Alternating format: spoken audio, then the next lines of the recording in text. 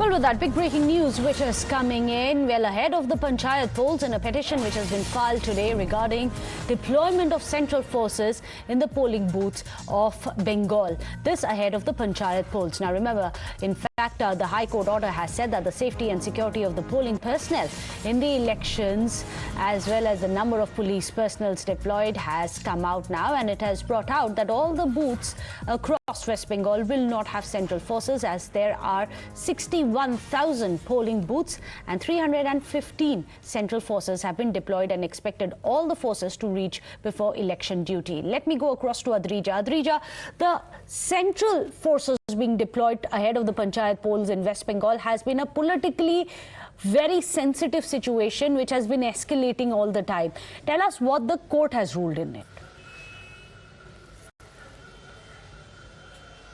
Well, first of all, according to the rule of the central forces, there has to be at least 4 central forces personnel deployed in each and every polling station. And according to that calculation, even if the 822 companies of central forces that was asked by the State Election Commission reaches before the election day, even then, 61,000 polling booths, it is not possible to deploy everyone, to deploy central forces in each and every polling booth, because calculation does not add up there. So in order to have a solution, bring a solution out there, the court has suggested that the IG BSF, who has been appointed as the nodal officer, he has suggested that 50-50 ratio of state armed police forces and central forces should be deployed in each and every polling station, because 70,000 state armed police forces are available in the state of West Bengal, and if it is deployed in accordance with these central forces, then there is a possibility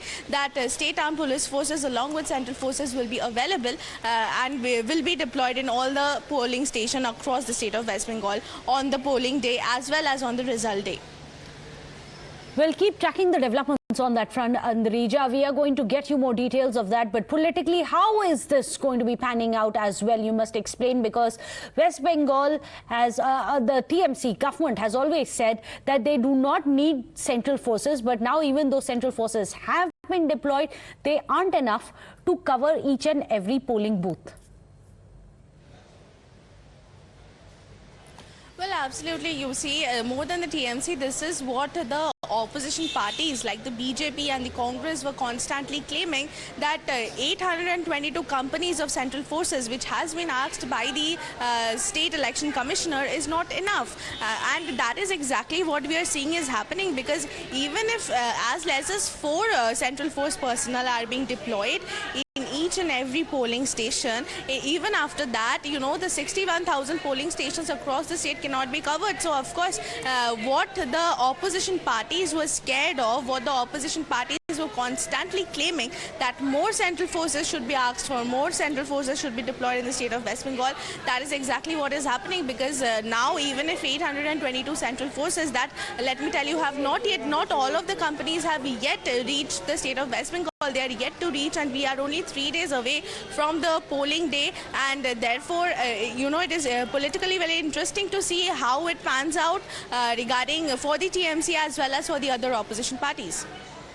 Well, keep tracking the developments on that front. This is going to be an interesting one to watch out for. And day after day, unfortunately, that spate of bullets, bombs and bloodshed is continuing in the run-up to the Panchayat polls. Thank you so much, however, Adrija, for getting us all those details. With that, we're going to